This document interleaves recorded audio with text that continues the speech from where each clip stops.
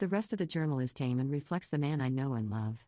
It's mostly little self-pep talks around work and family stuff, goals, habit tracking. He has sent me several warm messages since I left. He says he's glad I'm taking space for myself, that he looks forward to reconnecting when I come home, it's okay to have little hiccups, that he loves me, and so on. I was sure our relationship was over the moment I read that he hates me, or even the moment I felt the need to violate his privacy, but the warm messages and the rest of the journal have me wavering a little. He can be really damn cute at times. I understand the need to blow off steam when things are tense, and journaling is a healthy way to do that. But never in even our darkest moments have I fantasized about his demise.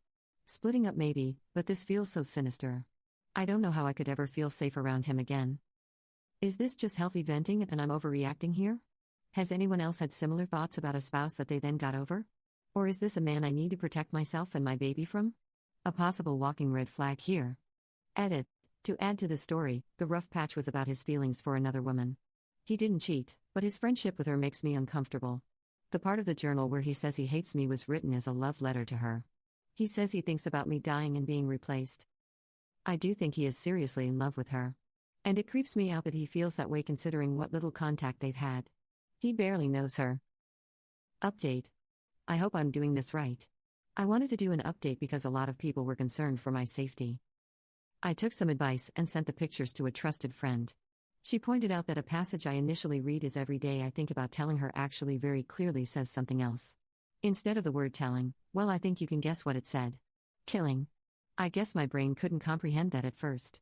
I received a ton of helpful perspective and support, but that advice in particular may have saved my life.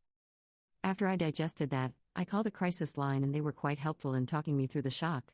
They also put me in touch with a center that's helping me get more affordable legal help. I thought it was best to buy some more time from my husband. Told him I'm enjoying getting out of town and I'd like to stay an extra night or two. I have therapy tomorrow and an appointment with a social worker to make a safety plan. I feel like I have a good crew of family, friends and professionals supporting me. Absolutely zero regrets now about reading his journal. My gut told me something was off, but I couldn't have imagined a worst-case scenario as bad as this. I'm so glad the inner alarm bells were louder than my conscience this time. Nothing about this marriage is worth risking my life to salvage. I hope no one else has to go through anything similar.